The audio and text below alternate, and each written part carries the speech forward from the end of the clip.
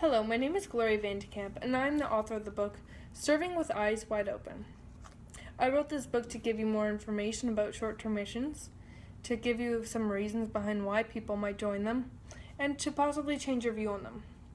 After talking to a bunch of friends that had traveled to places like Honduras, Mexico, Kenya, and a number of other countries in their attempts to fulfill the Great Commission, I quickly noticed that my view on short-term missions had changed. While I was engaged in the idea of missions, the short-term missions one started to feel a little unsettling to me. For me and some college friends to raise money and head to another country for 3 weeks max and spread the word of God, it seemed dishonest.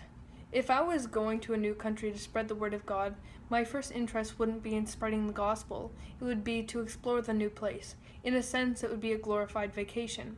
In saying this, I'm not saying that everyone who decides to partake in a short-term missions has their number one priority set to explore culture and to add adventures to the memories, because I've heard many stories of people that had gone on short-term missions and have had life-changing experiences. But speaking from where I am, I just can't justify it.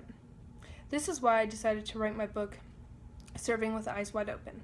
In this book, I try to address many of the concerns and questions one might have about short-term missions, like if it's actually beneficial, and I try to offer some reflective discussion points. This book is an attempt to open our eyes to existing blind spots in global missions, specifically short-term missions. I want to change the way we see, and therefore do mission trips. The main thing I want to focus on today is the answer to an intriguing question. Is my cross-cultural work driven most by my desire to follow Christ, or my sense of adventure? When is it a mission? When is it a vacation with a purpose? And when is it just a vacation? It's a very difficult question to answer because it requires us to be honest with ourselves. Why go to another country to spread the gospel when you can be doing it from where you are? Or an even better question, why are you traveling to another country to spread the gospel when you're not even doing that from where you're from? Coming from Canada, I have a different perspective on the world and short-term missions, as let's say through the eyes of majority world Christians. I believe that missions should be fun. It is a great experience and can be life-changing. But through the eyes of North Americans, before a trip we can say to ourselves, this trip isn't going to be a rough, roach-in-your-bed kind of experience. We'll be housed in nice, clean hotel rooms, eat lots of new food, and have plenty of time to shop and to explore. But through the eyes of majority world Christians, they go knowing that thousands of young men and women in China will go as missionaries who are not afraid to die for Jesus. Not only are they willing to die for the gospel, but they are also expecting it. This changes our perspective on why you might be doing a short-term missions trip, doesn't it? A fun-filled, adventurous mindset is quite a contrast compared to the young, aspiring missionaries from China.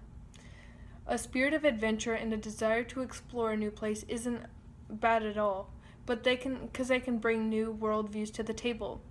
But if it becomes your primary drive behind your decision to join a short-term missions team, we have to take precautions.